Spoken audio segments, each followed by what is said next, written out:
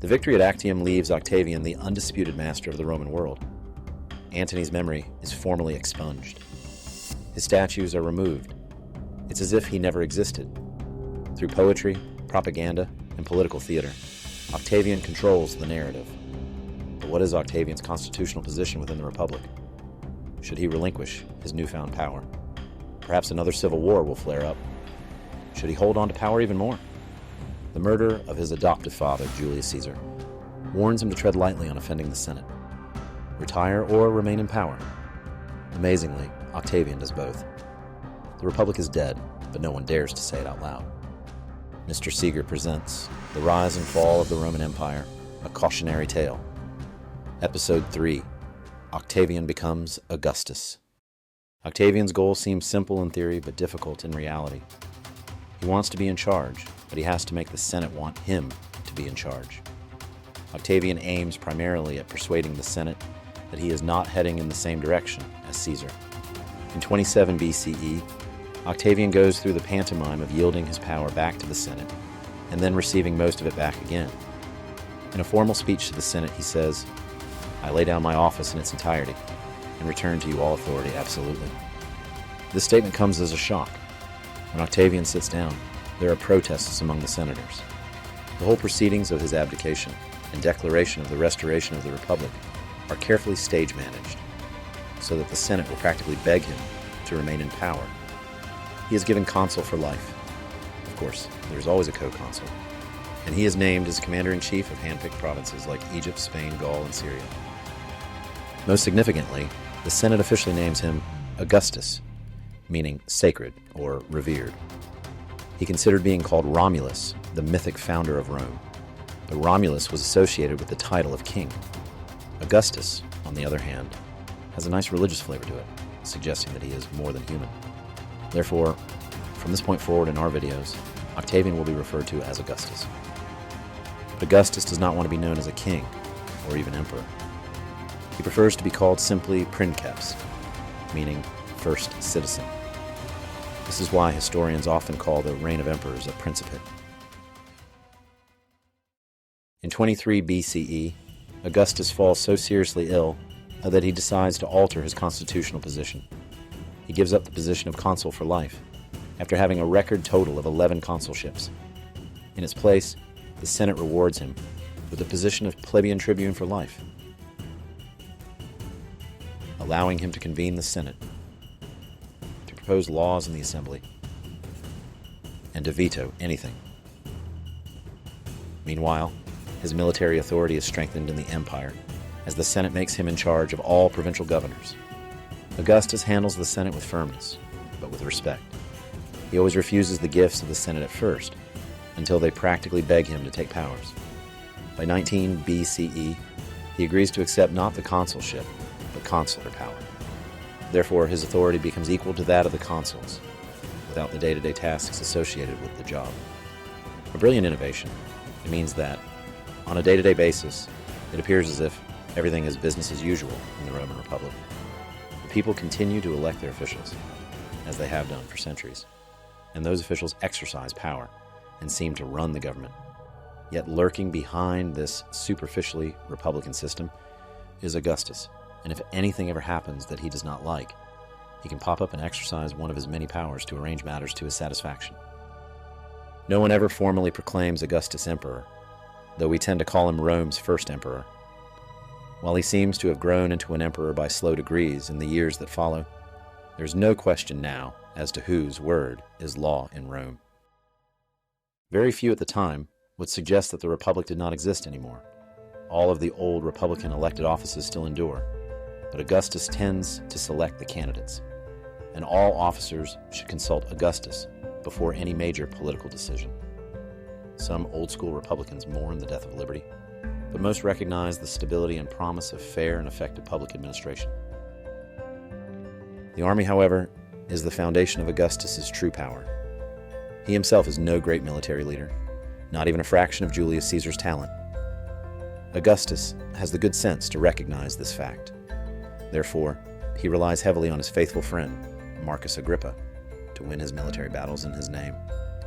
Nevertheless, Augustus creates a permanent army station throughout the empire in order to protect the borders and to keep certain rebellious provinces in control. The number of Roman legions from the Civil War is over 50. Augustus cuts this number down to 28 by retiring veterans throughout the empire. By the end of his Principate, there will be 25 legions in the Roman world. He discharges hundreds of thousands of veterans, most of whom are awarded grants of land and settle as farmers, in a series of colonies that Augustus establishes all over the Mediterranean. Now, the army is less of a drain on the economy as the civilian veterans contribute to the empire's economy.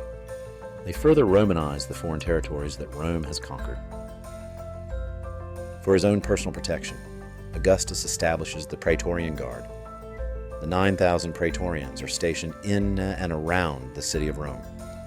These elite soldiers receive 3 times more pay than the average legionary. Fierce barbarians on the other side of the boundaries present very challenging problems to the new emperor. Augustus pushes the empire to the Danube River. The province of Germany, east of the Rhine, is formed in 15 BCE. But a generation later, Germany, east of the Rhine, will be free again because of one of the worst military disasters in Roman history. In 9 CE, Augustus appoints as governor of Germany a man named Varus. When Varus treats the Germans as slaves, the Germans revolt from Roman rule. One day, Varus is leading his 3 legions through the Teutoburg Forest of Germany. Suddenly, German warriors surround him and cut his army to pieces. The legionary standards are lost. Varus kills himself out of shame. Roman prisoners are brutally tortured. This event is Augustus's only military disaster of his 5-decade reign. He will shout out from time to time in his palace, "Quintilius Varus, give me back my legions." One of the few times in his stoic life that Augustus loses his composure. At this point, Augustus decides that the Rhine is the farthest Rome should ever go, and there are only 25 legions now in the empire, a number that remains for a long time. For the past century, it seems that the Romans have forgotten their gods and their morals. So Augustus wants to lead people back to living the pure, simple life like their ancestors did. Thus, Augustus will restore many ancient ceremonies of worship and bring back virtuous family values. In 17 BCE, Augustus initiates legislation, rewarding large families and punishing adulterers. Adultery is made a criminal offense, though only for women. A husband must reveal his wife's infidelity and then prosecute her. If he fails to do so, then he himself can be prosecuted. Yet, any outsider can report adulteries. Thus, the law produces an exorbitant amount of informers. Augustus also encourages marriage, rewarding those who have lots of children in order to restore the upper-class families that have been depleted by the century of civil wars. These pro-family reforms seem to be laughable to many of his day, but Augustus means business. For example, in 2 BCE, he banishes from Rome even his only daughter, Julia, for her alleged affairs with many prominent nobles. He sent her to a tiny, remote island with no men in sight. Augustus also banishes his own poet, Ovid, to the Black Sea, because of the poet's best-selling scandalous book on the art of love. Additionally, Ovid may have had knowledge of the scandal involving Julia and her numerous paramours, thus angering the emperor. Ovid never gives up hope of leaving the god-forsaken Black Sea and returning to Rome, but his requests to Augustus are unsuccessful, and he dies in exile.